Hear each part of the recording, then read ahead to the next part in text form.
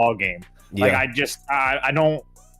I would need at least plus money, and it's gone from plus. It's not even plus money anymore. So no, it's basically a pick 'em.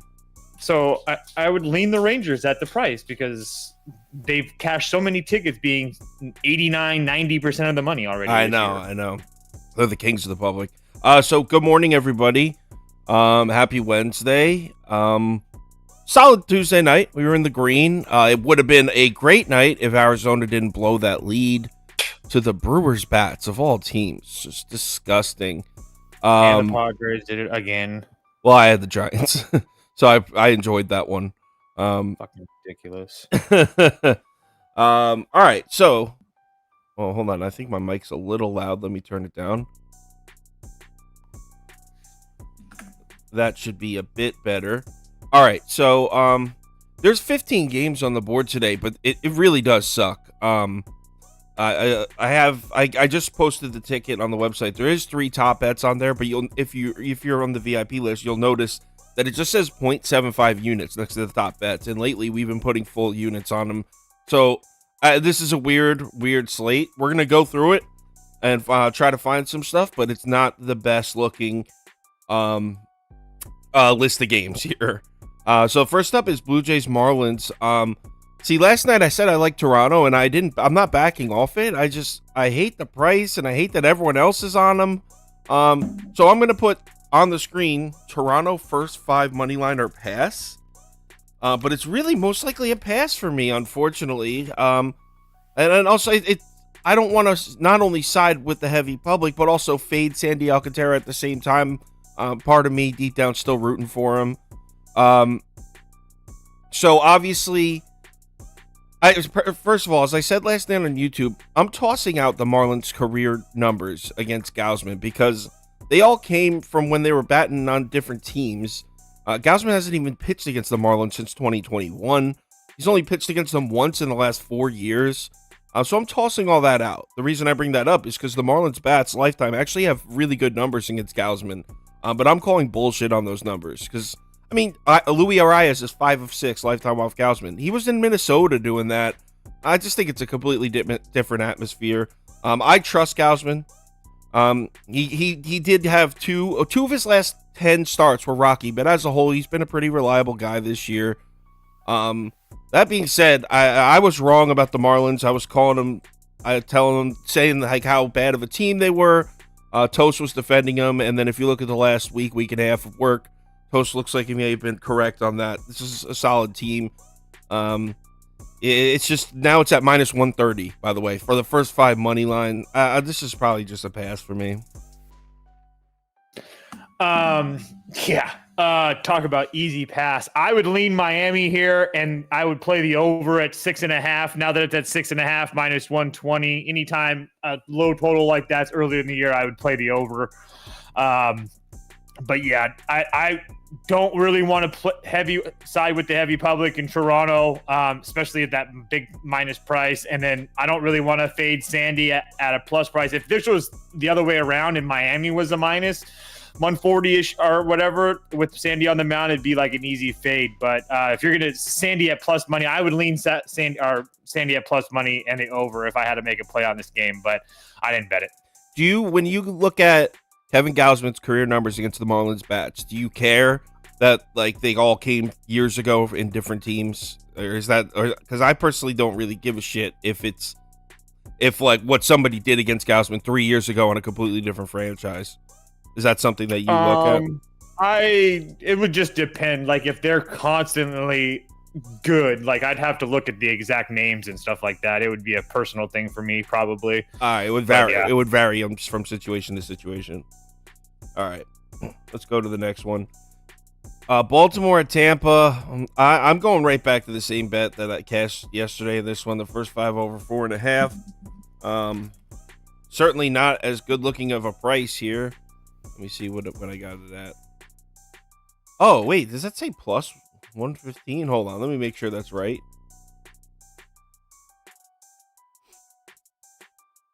First 5 total runs 4.5 plus 120. Okay. So first 5 over 4.5 at plus 120. Like I said, this just cashed for us last night. The Baltimore bats are red hot. Tyler Mound's having a great season, no doubt about it. But his home away splits are a little concerning. His ERA jumps up to a 4.26 on the road, which you might be thinking, 4.26, that's not that bad. Well, his FIP numbers are over 6, indicating that there should be some regression in the negative way on the way. It's kind of crazy that his whip on the road's only an 0.92, though. He has some interesting looking home away splits. But it's not only the fact that it's Tyler Wells on the road, it's Tyler Wells against this Tampa Bay lineup, which he struggled with last season. He made 4 starts against the Rays last year. Really, none of them were good. One of them was okay, and the rest were bad. Now, the Rays lineup is weird because there was a lot of turnover from last season, mostly due to injuries. So who knows what the Rays lineup looked like in those 4 starts? It might have been completely different.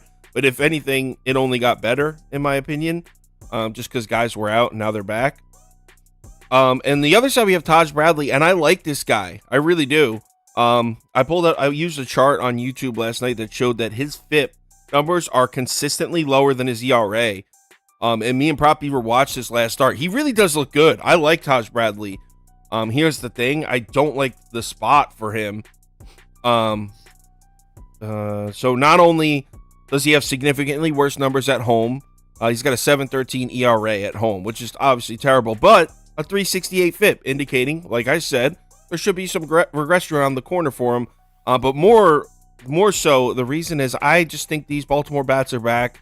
I'm down to jump on the Taj Bradley train soon. I think we can cash some sharp bets on this guy. I think we're 1 start early on that. So I'll take the first 5 over 4.5 at plus 120. Yeah, again, didn't bet this game, but I see it completely different. I would take the O's in the under if I had to. I think that Bradley is due for a good start. With all the runs that we saw yesterday, it just leans me to an under today. And then Baltimore, I just don't know how you not take them again at the plus price with everybody again betting the Rays. So for me, it'd be Baltimore in the under if I had to make a play in this game. But again, I didn't bet it. Yeah, if I had to pick a side, it would definitely be Baltimore. That's for sure. As soon as they went up and Baltimore started scoring the first inning, I was kicking myself because I knew it. I should have bet the Orioles. That was a good bet. All right, let's move on to the next one. What people don't understand about that bet is that bet took me 5 minutes to make. Like, as soon as I saw Baltimore at that big plus price and then I saw everybody betting the Rays, it's almost automatic for me. Right. And, like, that's what I want, like, people that are watching this to understand. Like, it doesn't take a whole bunch of in-depth analysis. Like, you just play your numbers and it's going to work out. Right. Understand. Speaking of playing numbers, why don't we take a look at the Cubs-Pirates game? Because what in the hell is going on here? Whatever. Again. I don't know what this is. I obviously I'm on the Cubs, but I really don't. I got the Cubs at minus 107 on Barstool. Now, Barstool, it's not crazy to think that Barstool might be putting up some bum-ass lines. That happens all the time. They banned me. Did they really? So, yeah, Cubs money line at minus 107. Do we really even need to go into the description? I mean, I'll run through it. Rich Hill, I mean, he actually was pitching okay for a while, but he seems to be back to his original form. FIP numbers consistently stay hovering around 5. That's where I think he is. He's a 5 ERA pitcher, in my opinion.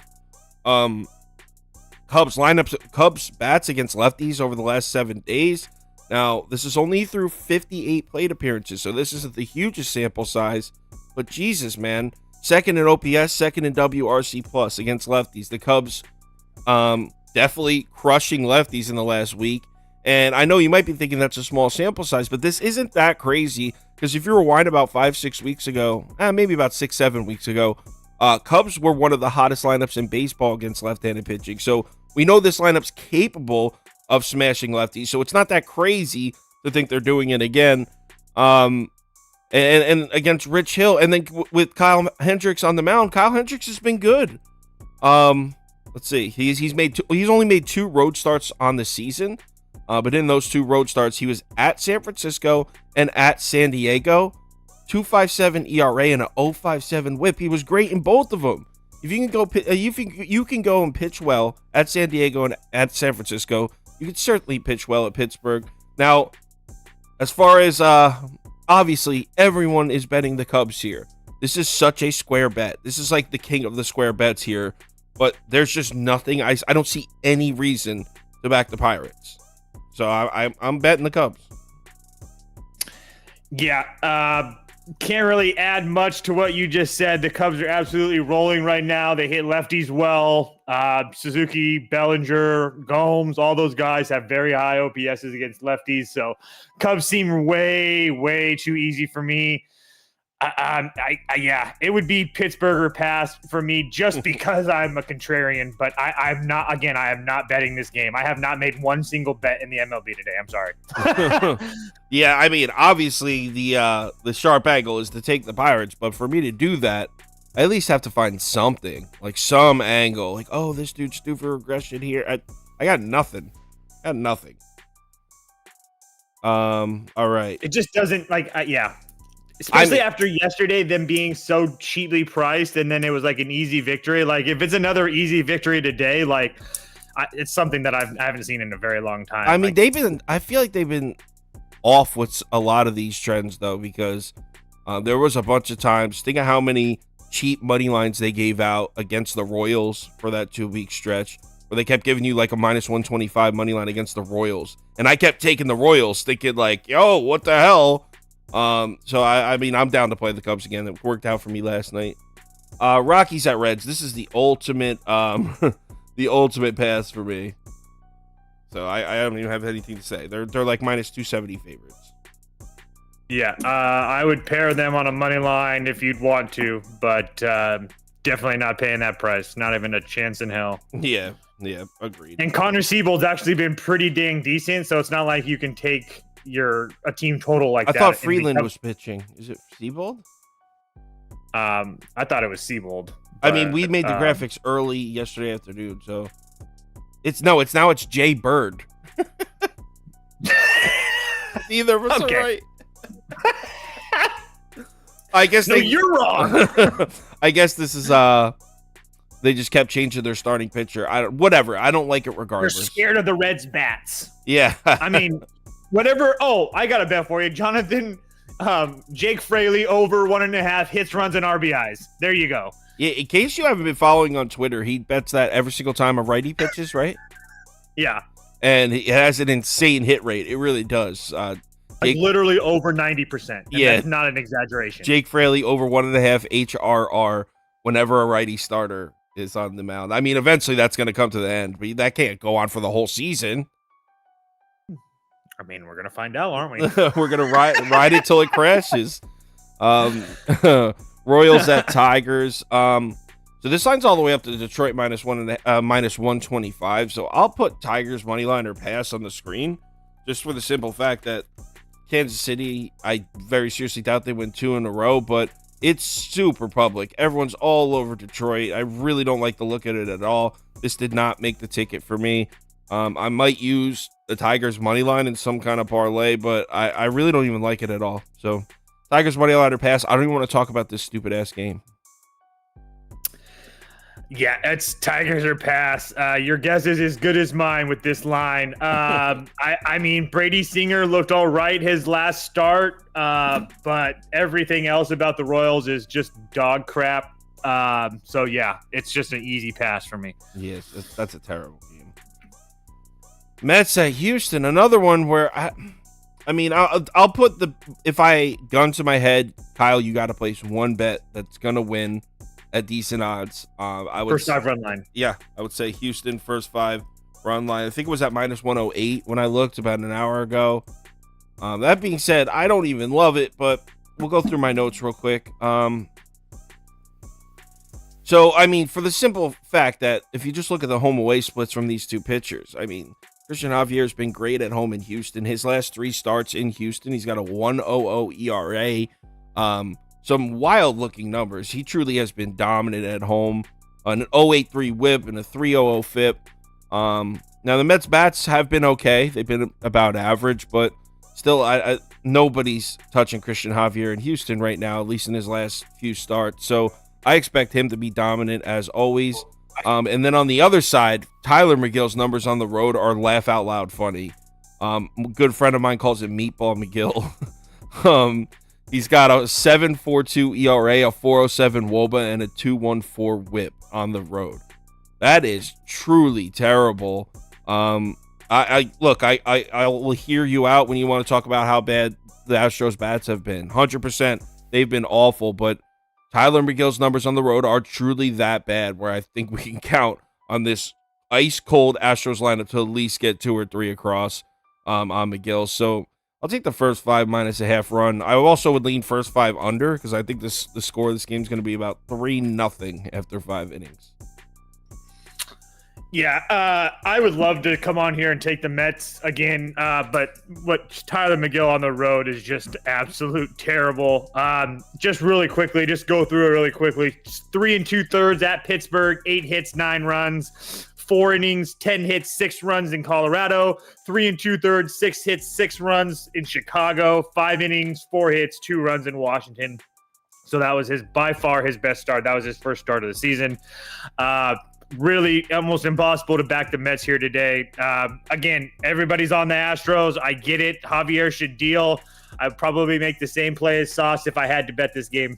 But yeah, it's just, I hate betting with the public. So it's just disgusting. I mean, I'll bet with the public every once in a while, but look at those pie charts. Like, it's not even. Yeah. I mean, they're all over Houston. And someone said, to me, if it's a good pick and you think the team's going to win, it shouldn't matter who the public is on. Do this for a few years. Way too long. Yeah. Do this for a few years and then come back. Way too long for that. Yeah. All right. D-backs at Brewers. So the line movement's moving towards Arizona. Public's leaving Arizona. Early sharp action was all over Brewers on this one. This is another one where, I mean, like, can you really get there to take the Brewers? Of course not. I mean, I don't know if Toast is taking the Brewers, but I'm going to go out on a limb and say he's not. I can't believe I have to pass on this one. I guess I'll say Arizona or pass, but no, I'm just going to say pass, actually, because I don't even...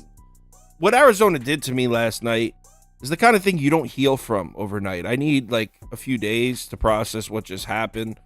When he hit that double in left center, part of me died. I'm going to need a few days because I was having a good day and I was like, yo, when Arizona and White Sox cash, this is going to be a good day. We're going to be close 1.5, 2 units. But no. Actually, if Arizona won, it would have been about 2.5 units last night because I had a full 1 unit on them. I had $250 on that money line. And that was a crusher. That being said, Zach Gallen's production, let's get back to actually baseball instead of my emotional woes. Zach Gallen's, his on the road has been terrible. And I'm not just saying, bad for Zach Gallen. No, he's been bad. So his last 3 road starts, 7.20 ERA, 2.07 WHIP. That's Zach. We're talking about Zach Gallen, a dude that a lot of people thought had a chance to win the Cy Young this year. 7.20 ERA and a 2.07 WHIP in his last 3 road starts. And if you're like, oh, Kyle, well, maybe where was he pitching? Like, against some of the toughest lineups in baseball? I mean, at Pittsburgh, at Detroit, at Philadelphia? No, not really. I mean, this is just inexplicable. He's not producing on the road. Now, in those 3 road starts, he had a 4.41 FIP, indicating that he did have a bit of bad luck. But a 4.41 FIP is still bad by Zach Gallen standards. So, I don't know if you could trust this dude right now.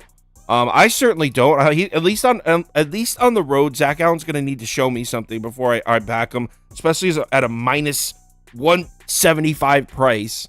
And then obviously the Brewers lineup doesn't have good numbers, but neither does Detroit against righties. Neither does Pittsburgh against righties, and both hit up Zach Gallen recently. So I mean, I wrote down under or pass, but this is just a pass. I'm not going to put under on the screen if I have no intention of betting it. So pass. Yeah, I'm on Arizona on the money line. It's one bet I just made on my phone. I got it at WinBet, or I'm sorry, at BetMGM at minus 145.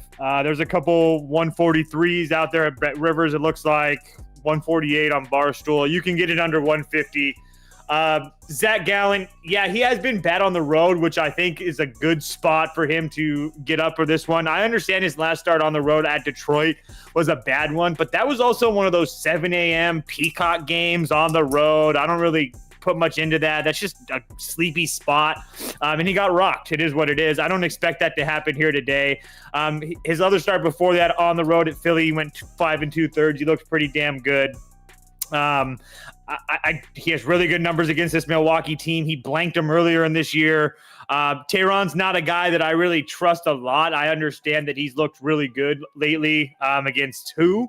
Pittsburgh, Oakland, Cincinnati. I'll give it to Toronto at home. I mean, Toronto was dead at those times. So I guess the Giants looked good. I mean, is a good one too, but just not a guy that I'm really trusting right now. I'll trust those Snakes bats to continue to score on the road. They scored last night. Snakes have a full rested bullpen as well. So I'll take Arizona here.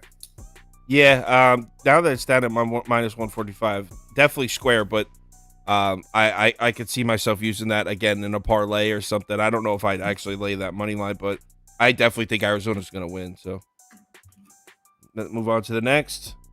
St. Louis at Washington.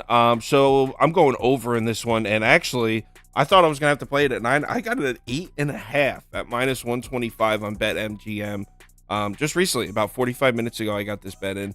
So it's over 8.5 at minus 125. So Miles Michaelis, his season looks like this. Like a giant U.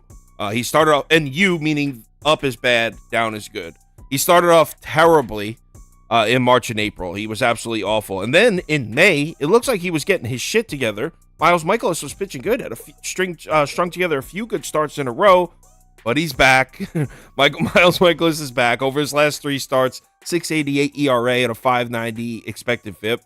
Now the Nats bats, hear me out. This is cool. I've actually prop beaver found this. So these numbers are a bit deceiving. Because if you look at the Nats bats over the last 14 days, they're 27th in WRC+, 28th in isolated power, 26th in OPS against right-handed pitching.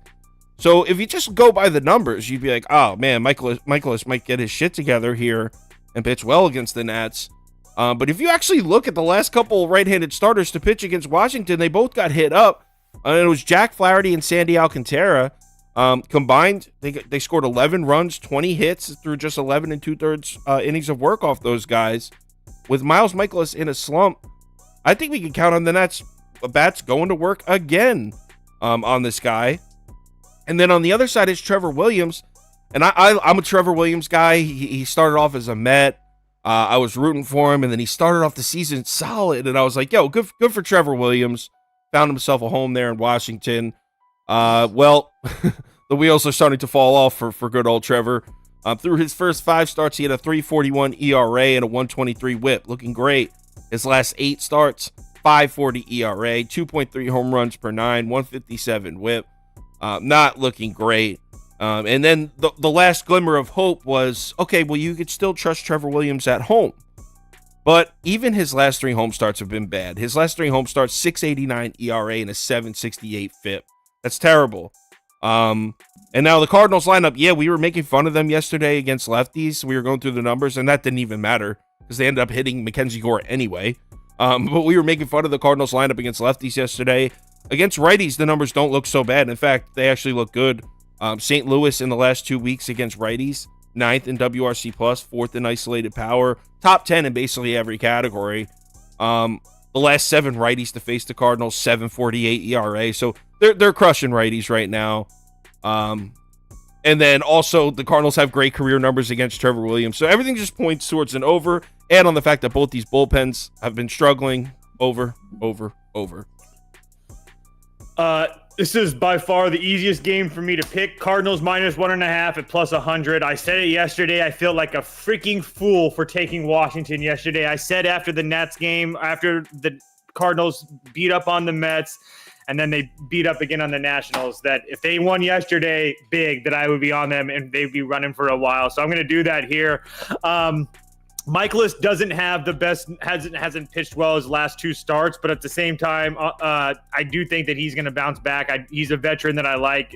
When I see guys with two bad starts, I'm a weirdo, so I see that as a bet on spot. I'm like, bad start. Okay, cool. This is probably a good time for me to back them. And then Washington, Kyle talked about them hitting against right-handers. That's true. They did. They hit up Jack Flaherty for 5 runs in the first 3 or 4 innings, and then they didn't score a lick the rest of the game. And then they did the same thing against Sandy. Yeah, Sandy got rocked, but then they didn't score the rest of the game. 6th, 7th, 8th, 9th inning, they didn't do shit. So I don't really worry about that. St. Louis is going to have all their bullpen arms ready to go today. So this is one play I do really like. St. Louis -1.5. I could get down with that, but I it feels disrespectful to my guy Trevor Williams. Let's move on to the next one. Braves at Phillies. How about back-to-back overs for the squad? Back-to-back overs? Let's go right back to over 8.5. This one's at -110 though. All right, so I like Smith Shawver. If you've watched the channel, I've plugged this guy a couple times. I have faith in this kid. That being said, his numbers are a bit skewed right now, a bit inflated. If you look at his expected numbers and his FIP numbers, there's some negative regression around the corner from this kid. He's off to a great start to his MLB career, but there's going to be growing pains. Now, don't let yesterday's game against Spencer Strider take you off this Phillies lineup. They never hit Spencer Strider, especially in the regular season. Phillies over the last 10 days are top 10 in every single category against right-handed pitching. They're 13-3 in their last 16 games. You don't accomplish that without hitting. They are hitting. They just happen to go against a pitcher that they never seem to be able to figure out, Spencer Strider, yesterday. So they had many opportunities yesterday. Did they? I didn't even watch that game. Oh my God! For the first 5 innings, they had 2 runners on essentially every single inning. They just couldn't get a hit when they needed to. Wow, I didn't even know that. I had that stupid SGP on the game, and I only put like $75 on it, so I wasn't even watching. All the Braves fans got to bet their freaking game. Oh my God! Yo, your hatred for Braves fans is like, it runs thick. Because they're the worst. They don't know anything. Oh my God. It'd be different if some of them had some real arguments, but they don't. They're trash.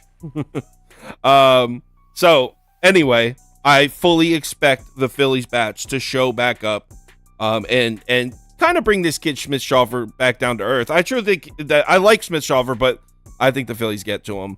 And the other side is Aaron Nola, and Stephen Harrison just said it in the comments. He goes, "Who the hell's Aaron Nola to be favored in this game?" So I mean, Aaron Nola's having arguably the worst year of his career. 4.66 ERA, 4.17 FIP. Yeah, I mean, I guess his numbers look a little bit better at home, but even his last start at home, he got absolutely rocked by a Dodgers lineup that's going through a slump right now.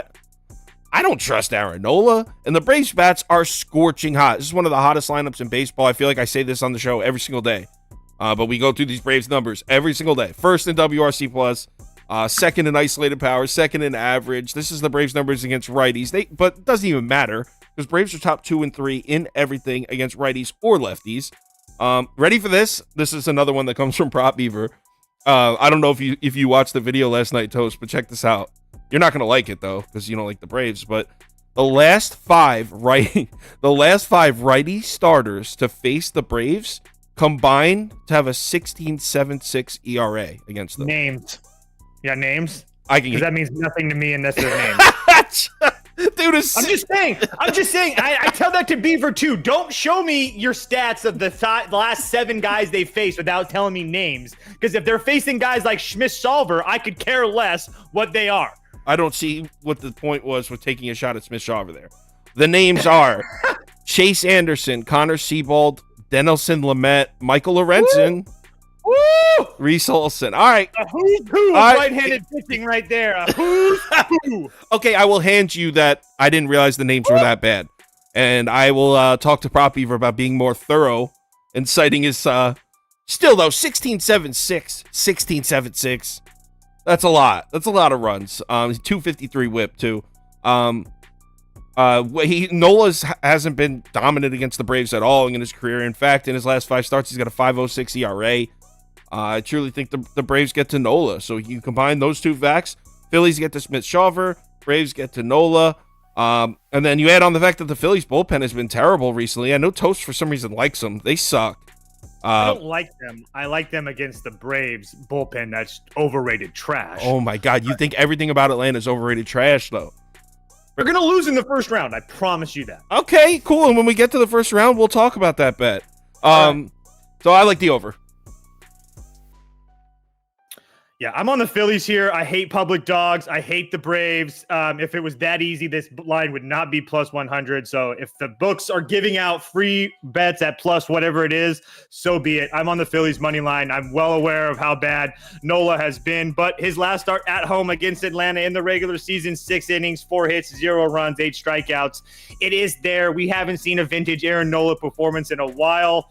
I do feel like the Braves using that bullpen yesterday, Iglesias is a closer, Anderson and Minter, gives me a little bit more hope. But yeah, I don't really love Kimbrel, but I just think that Alvarado is just extremely nasty when he's on.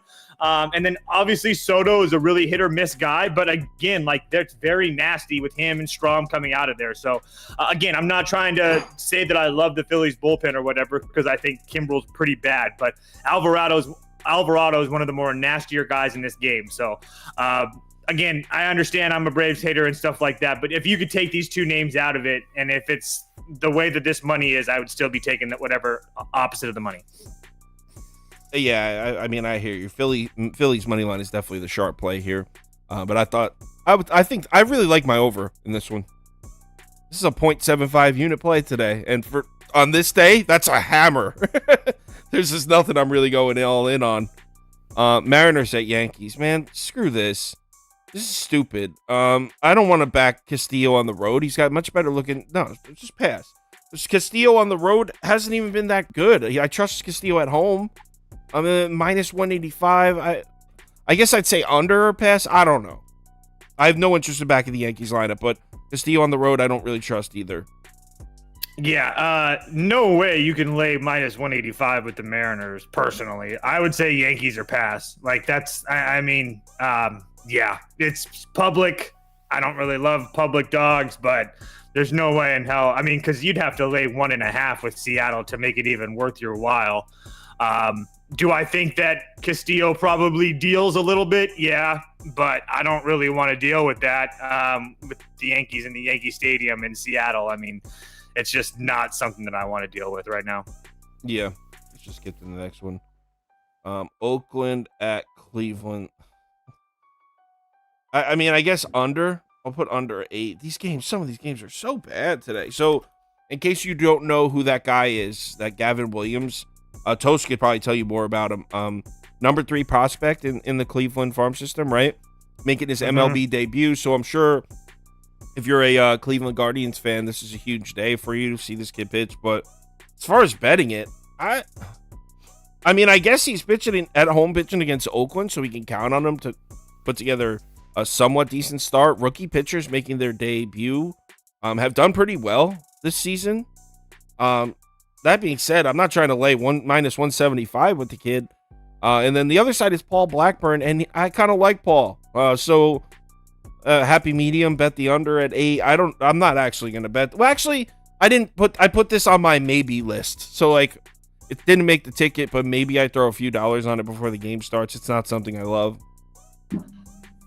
Yeah, I played Oakland first 5 at plus 130, I think it is, for a half a unit. Blackbird's just a solid veteran. I know he got hit up his last time out, but somebody that I think could keep us in the game. And then this Gavin Williams kid, yeah, he should be pretty damn good.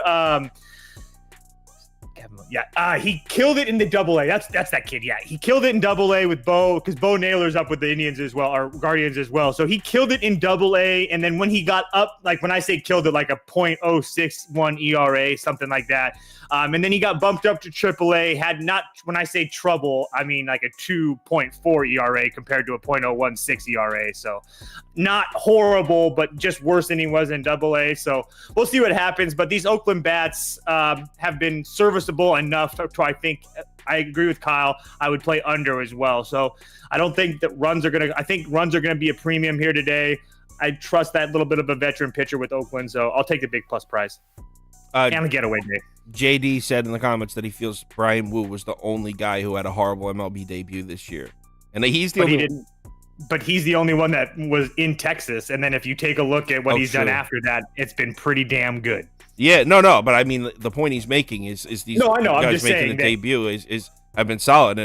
And yeah, it's been crazy because in the beginning of the year, there were 3 or 4 of them that came up and threw a great game to start their career. I don't know where it came from, but there's this idea that you can't back a pitcher off an injury. You can't back a rookie pitcher. Like, I don't believe in any of that, like, at all. It's almost like the opposite for me because, everyone else is going to back it, so you'll probably get it. Do you know how many times I heard last night, and they ended up winning, so they get to be cool, but Seth Lugo off injury, you got to fade him. Seth Lugo off injury. And I'm like, he had a calf strain and he pitched a simulated game Thursday. He's fine. Yeah, right.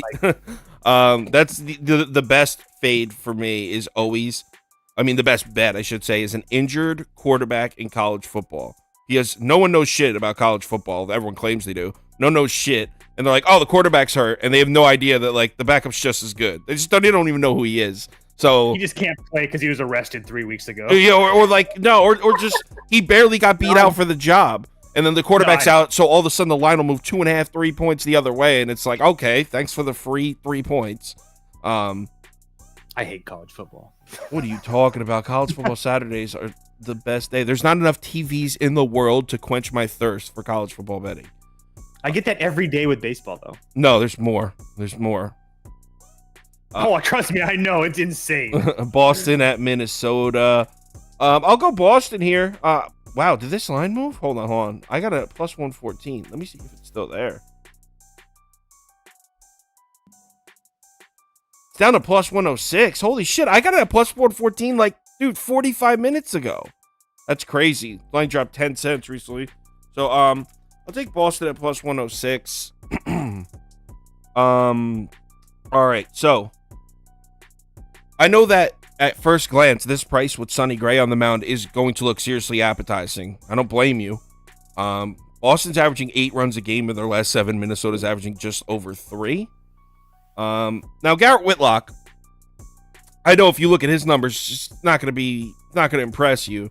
But if you look at his numbers since he returned from injury, because his 3 starts before the injury were terrible, 6.19 ERA, 5.90 FIP. He was struggling in his first 3 starts. He gets hurt, comes back from injury. His 4 starts since he came back, 3.13 ERA, 2.84 WOBA, 3.02 FIP. So he's been pitching a lot better since returning from injury.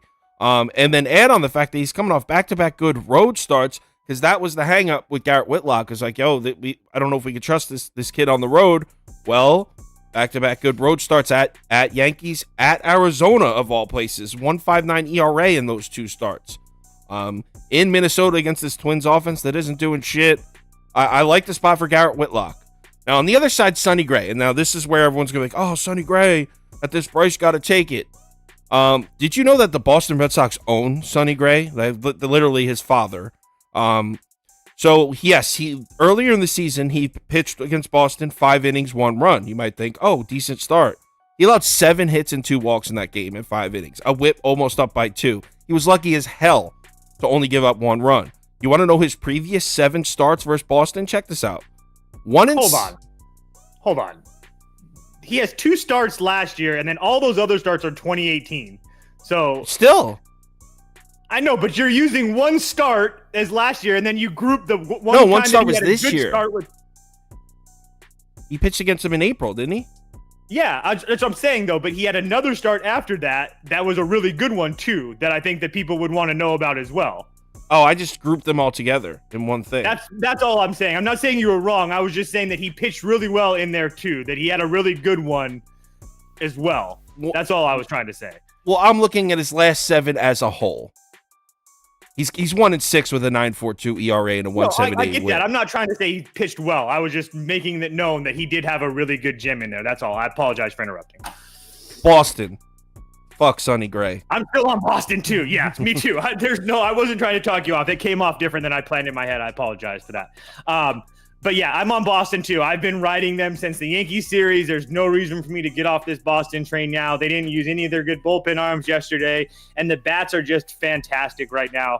And honestly, like Sonny Gray, yeah, I don't know. I just don't really trust him. I understand what his numbers have looked like, but he's kind of been on a decline for me since the beginning of the year. I understand that he's not like taking losses, but if you're going 4 or 5 innings, like I just really don't really know what to do with you there. Like it'd be different if he had a couple starts where he'd go 6, 7 innings, but like a 6-inning start for Sonny Gray is like out of this realm. So I just don't really trust that Minnesota bullpen either. So Boston at plus money, fading the public. Yeah, I'm good on that. Thank you. I'm not seeing this good Sonny Gray start in between. I'm looking at his game. 4-16, 22. He went 1 and 2. Only 1 run. Yeah. He gave up 2 earned runs in 1 2/3 innings. Yeah, I guess you're right. Boston's Sonny Gray's dad on his family tree next to his mom is a picture of the Red Sox logo. Let's move on to the next game.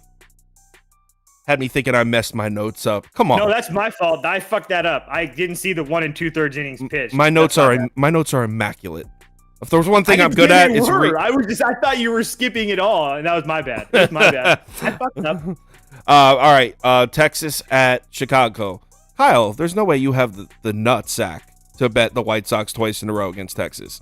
You're goddamn right I do. Give me the Sox here. White Sox money line, minus 107. And there's a lot of similarities in the reasons why I like the White Sox tonight is the reason why I liked them last night. So first of all, if you remember in yesterday's video, the part of the reason that I was betting the White Sox was, what's his name? Oh, Eovaldi had terrible career numbers against the White Sox. He struggled against the Chicago over the last handful of starts against them. Same exact thing with Martin Perez. So first of all, Martin Perez is not Nathan Eovaldi. Martin Perez on the road, 6.50 ERA, 6.41 FIP. Martin Perez has been a fade on the road this year. I know he's got great looking numbers. You can see at the bottom of the screen. He's been a fade on the road. He has not pitched well on the road. So now he's on the road in Chicago to pitch against the White Sox. The White Sox lifetime, 52 career at-bats against Martin Perez. They're batting 423 off him. 423 with a 1022 OPS. In his last 3 starts against the White Sox, he's 0-1 with an 8.78 ERA and a 232 whip. He really struggles against the White Sox, and he's on the road in Chicago, too. I think Chicago gets to him. And then add on the fact that he's a lefty. Look, we always talk shit about the White Sox bats this year in their offensive production, but mostly that's against right-handed pitching. Against lefties, they're actually pretty okay. I mean, I'm not going to say good. In the last 30 days, they're 16th in WRC+, 17th in OPS, 13th in isolated power. So this is an average. Against lefties, the White Sox go from a terrible lineup to an average to slightly above average lineup. And also, this is a White Sox lineup that crushed lefties last year, so we know they're capable of it. Although, I don't know if last year's stats really play into it, so I probably shouldn't have said that. But we do know that the White Sox lineup produces much more against left-handed pitching than it does against right-handed pitching. Rangers are the most public bet on the board. Everyone you've ever met is bet in Texas. And then on the other side, Michael Kopech. Now, hear me out. Michael Kopech has been dominant at home since May. In his last 6 home starts, 2.31 ERA, 2.36 WOBA, 0.89 WHIP. He's been good as hell at home recently. And you add that on the fact that, okay, it's the Texas Rangers lineup. They scare everybody. Have you looked at their numbers on the road? Last 30 days, they're, mediocre as shit. We're talking 14th in WRC+, 18th in isolated power, 15th in slugging. Texas Rangers have been an average lineup on the road for a month now. Kopech's been great on the road. I like the matchup both ways. White Sox bullpen does scare me because they're not producing at the level they were 3 weeks ago. Don't care. White Sox money line to win the series. Yeah, I'm on 2 plays here. White Sox money line, White Sox money line works, and then White Sox. I like the first 5 way better. White Sox first 5 money line. I would bet that much more heavier. Sauce said it. Kopech is a bet on pitcher for me. I was saying this last year. This is like he's finally starting to turn into the guy that we all thought, or people like me thought he would turn into. And even his last road start, I mean, on the road at Seattle, he went 4 1/3, gave up 6 hits, only 1 run. 6 walks his last time out. I truly expect him to be much more dominant here today. I would be shocked to see him have that much control or those issues with control here today. And then on top of that, Martin Perez, we again, I don't really worry about him on the road as much. It's not like they're getting killed in his road starts. But at the same time, being able to fade the public with a guy like Kopech, when the White Sox having a lucky, I'll admit that, win last night, but it was sure nice to cash that plus money ticket. So on a getaway day as well, I like to favor those home teams. So yeah, give me the White Sox. I really like that first 5 though. Yeah, on YouTube last night I said the first 5. This morning I ended up betting the full game, but I agree with you on the first 5. But I'm down to back the full game. Let's move on to the next one. Dodgers at Angels. I like the Angels. I think last night I said first 5 run line. This is kind of crazy, but you know what I actually did? I laid the 1.5, a plus 130.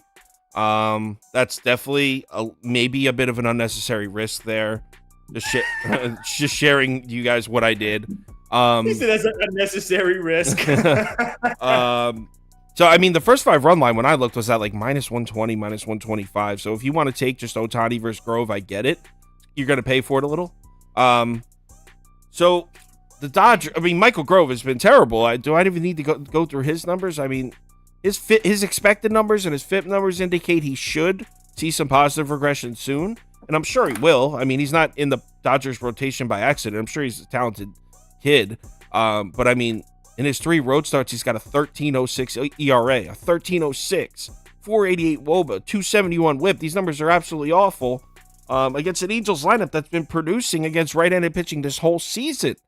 In the last 2 weeks, this is in the last 14 days, they're second in WRC+, first in isolated power, third in WOBA. This lineup crushes righties. I'm sure Michael Grove will turn his shit around at some point, but this doesn't seem to be the spot against this Angels lineup. No way. On the other side, you got Shohei Ohtani pitching. Yeah, we've seen him struggle a little bit recently, but he's still dominant as hell at home. His numbers at home still dominant. 266 ERA, 102 WHIP, still good as hell at home. He's facing a Dodgers lineup that's not always slumping against righties. We covered this in the video 2 days ago. Dodgers lineup against righties has not been hitting, so they're not hitting. And then Ohtani's been pitching well at home, and the Dodgers have never seen him before.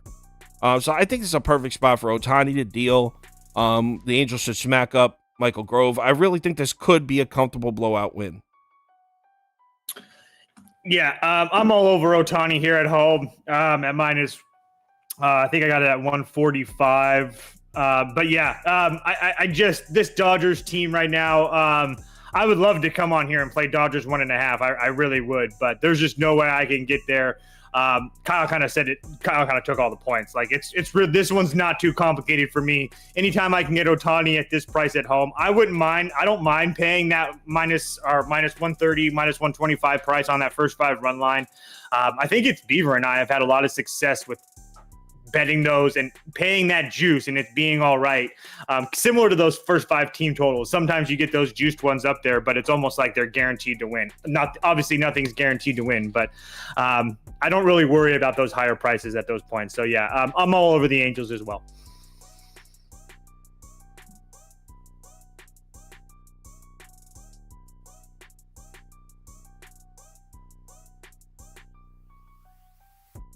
Yeah, of course. Yeah, dude. Let's see what happens.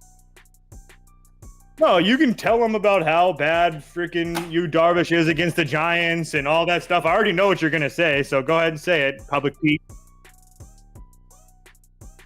don't know what that means. No, but no, yeah. I've been muted. My bad. I was been muted for the last. So I was making fun of Toast, seeing if he was gonna go back to the Padres, and I said he was 8-miling me, saying I know what you're gonna say. So yeah, that is a lot of what I'm gonna say. I'm taking the Giants. Not one of my favorite bets of the day. Let me see what the current money line's at. Plus 107 on Barstool. Cool. I'll type it in. Plus 107. So I know that the Giants starting pitcher has changed on most sites. I think it's still gonna be Manaea as the primary pitcher. I even said it on YouTube that I expect him to come in the second or third inning. Who knows? But this bet isn't really about Sean Manaea or the Giants pitcher. It's about Yu Darvish and how terrible he's been in this spot. I mean, first of all, his last 6 starts, he's looking shaky in general. This is a 6.89 ERA. That's in his last 6 starts, period. So Yu Darvish is going through a little bit of a cold spot to begin with. Now look at his last 3 road starts. By the way, at Yankees, at Rockies, well, Coors Field, at Nats. He's got a 9 ERA, 5.42 FIP. Not good. So not only is he struggling recently as a whole, struggling on the road recently even more so. Now, so we've already established, okay, so this is a shitty spot for Yu Darvish. But it gets worse. Through 98 career at-bats, the Giants are batting .296 with a .955 OPS against Darvish. So this Giants lineup has had success against them. In his last 5 starts against the Giants, he's 0-2 with a .975 ERA and a 3.4 home runs per 9. So he struggled against this team, but wait, there's more. In his last 2 trips to San Francisco, so his last 2 road games against the Giants, he's 0-2 and allowed 17 runs, 19 base runners, and 5 home runs in just 5 2/3 innings of work. This has been terrible for him. He hates this ballpark. Well, I would, at least. I haven't talked to him personally, but I'd hate it if I had numbers like that there.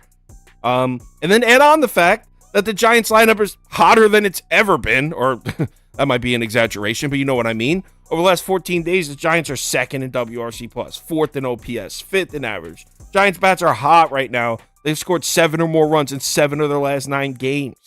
Every single thing points to Yu Darvish getting hit up here. Now, I also wrote, I just realized I also took the first 5 over in this. But the reason I didn't type it into my notes was because when I was typing it last night, it wasn't open. So sorry about that. Forgot to check that. So first 5 over 4.5 at plus 107 on Barstool. Hell yeah. So yeah, Giants pitcher, who knows who it's going to be. Maybe it's Manaea, maybe it's someone else. Padres bat should score on them. That's the end of it. I like the Giants to win because they've won 8 or 9 in a row, whatever. First 5 over 4.5. Go ahead. Yeah, I really can't add much. I'm on the Padres. Everybody in the world is betting the freaking Giants. Giants have gotten lucky back-to-back nights. Good for them. They're hot. But seeing the total at 4.5 at plus money with all the reasons that Sauce just talked about, and it's not like the Padres offense is cold. So that just tells me that the books are okay with people taking that over money. I don't know. I could be wrong. Darvish might get shelled and everybody laughs at me. So we'll see what happens, but I'll take my shot fading the public and take San Diego. Yeah. I mean, it sucks that everyone's betting the Giants, but they just continue to win. All right. Let's go with community parlay time. Let's do it up and let's get this day started. So community parlay.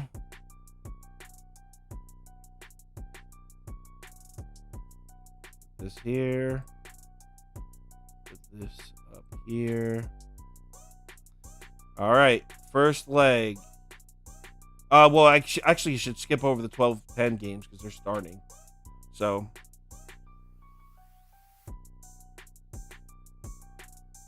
All right. So let's say Reds money line, Tigers money line, Astros money line, Mets. Astros money line, Mets money line. There you go. First leg.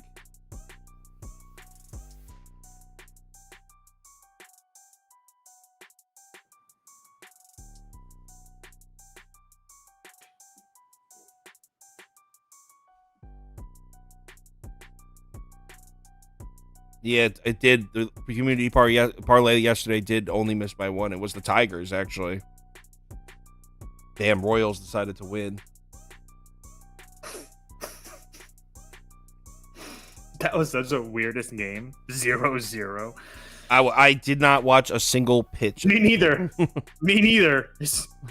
All right, Reds by a blowout. So Reds is the first leg. Reds money line. All right, next is, let's go with D-backs money line. Cardinals money line. I might tail your Cardinals -1.5 bet, by the way, Toast. I like that. Let's go Braves money line, Phillies money line. I also just bet a Cardinals Reds parlay for myself, just so everybody knows. If I was actually, now that Angels is down at -140, I don't know if you need to parlay them. When I was originally looking at it late last night, it was at like -152, -155, and I was considering parlaying them with somebody. I can see that. But now at -140, I'm down to just play it. I'm actually betting the -1.5 though, because I'm a reckless savage. Yeah, and honestly, the math would actually most of the time, if you were to bet that, especially if that plus money, it's going to work out for you. Yeah, I truly think money is. I truly think like this game has blowout written on it. I feel like it's going to be a blowout. I feel like it's going to be like a really bad moment in Dodgers history. Yeah, they're going through it right now, but when they get Ohtani, everything's going to be a little bit different. Right. All right, so it looks like D-backs money line is going to win this one. Let's give it 5 more seconds. And think about one thing. I don't think that since they're doing it, like think about who the Dodgers have on their injury list. Like they are stacked. I know. I think that like they have three elite starting pitchers on the shelf right now, and more in AAA. Like they have another Bobby Miller too. So there's only one Bobby Miller. This is true. That is very true. I shouldn't have said that. You were very correct on that. Goat Miller. I'm so happy that you like him because he's like one of my. I've been waiting for him to come up. He is like swagged out, the man, dude. I fucking love him. All right, third leg. Any chance you could open up a sports book and see what this would be? Action Network or something. Yep. So Reds. What's the next one? D-backs. And we're doing the third one now, because if we're already at like +600, we'll stop at 3 legs. But because the Reds are such heavy favorites that we're probably going to be only at like plus, if I had to guess, like +360 after this, depending on who they pick. Looks like Angels money line. Oh, Angels and Cleveland money line neck and neck here. 37% apiece. Angels money line takes a slight lead. 5, 4. Oh, Angels money line by a landslide. So Angels wins that one. 309. Yeah, we got to do another leg. So one more leg. For this one, I'll put in Padres money line. Let's go. Seattle. Yeah, Mariners money line. Guardians money line. That's a heavy favorite. Cardinals. Cardinals hasn't won yet. Oh, yeah. Okay. So Cardinals money line. There you go. Pick the last leg.